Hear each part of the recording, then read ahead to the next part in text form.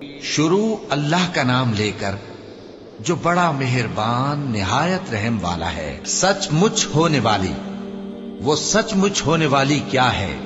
اور تم کو کیا معلوم ہے کہ وہ سچ مچ ہونے والی کیا ہے؟ وہی کھڑکھڑانے والی جس کو سمود اور عاد دونوں نے جھٹلایا۔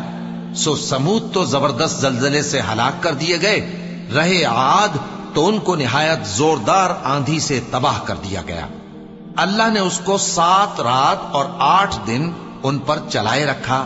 تو اے مخاطب، تو ان لوگوں کو اس میں اس طرح گرے ہوئے دیکھتا جیسے کھجوروں کے کھوکھلے تنے، پھر کیا تو ان میں سے کسی کو بھی باقی دیکھتا ہے؟ اور فرعون اور جو لوگ اس سے پہلے تھے اور وہ جو الٹی ہوئی بستیوں والے تھے، سب گناہ کے کام کرتے تھے، سو انہوں نے اپنے پروردگار کے پیغمبر کی نافرمانی کی تو اللہ نے بھی ان کو بڑا سخت پکڑا۔ جب پانی طغیانی پر آیا تو ہم نے تم لوگوں کو کشتی میں سوار کر لیا تاکہ اس کو تمہارے لیے یادگار بنائیں اور یاد رکھنے والے کان اسے یاد رکھیں۔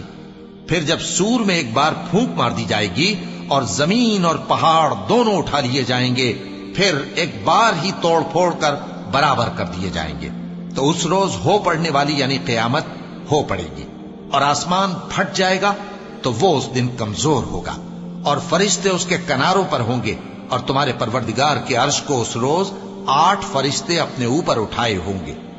اس روز تم لوگ سب پیش کیے جاؤ گے اس طرح کہ تمہاری کوئی پوشیدہ بات چھپی نہ رہے گی۔ اب جس کا اعمال نامہ اس کے داہنے ہاتھ میں دیا جائے گا، وہ دوسروں سے کہے گا کہ لیجئے میرا نامہ اعمال پڑھیے، مجھے یقین تھا کہ مجھ کو میرا حساب کتاب ضرور ملے گا۔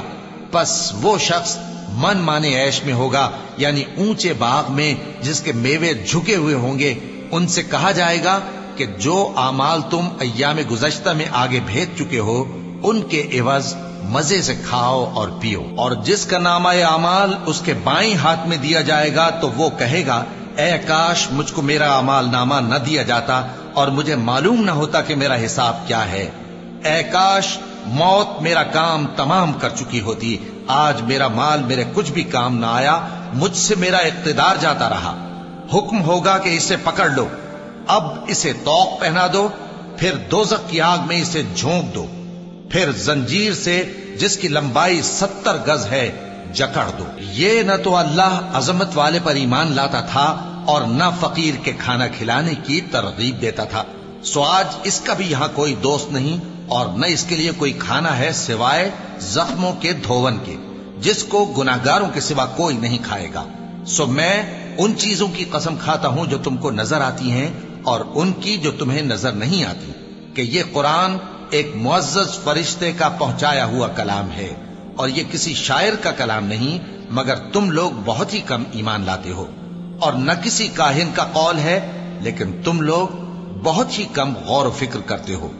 یہ رب العالمین کا اتارا ہوا ہے۔ اور اگر یہ پیغمبر ہماری نسبت کوئی بات جھوٹ بنا لاتے تو ہم ان کا داہنا ہاتھ پکڑ لیتے، پھر ان کی رگے گردن کاٹ ڈالتے، پھر تم میں سے کوئی ہمیں اس سے روکنے والا نہ ہوتا۔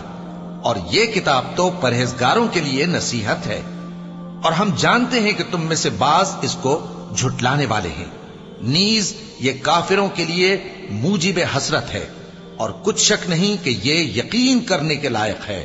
سو تم اپنے پروردگار عظیم کے نام کی تسبیح کرتے رہو۔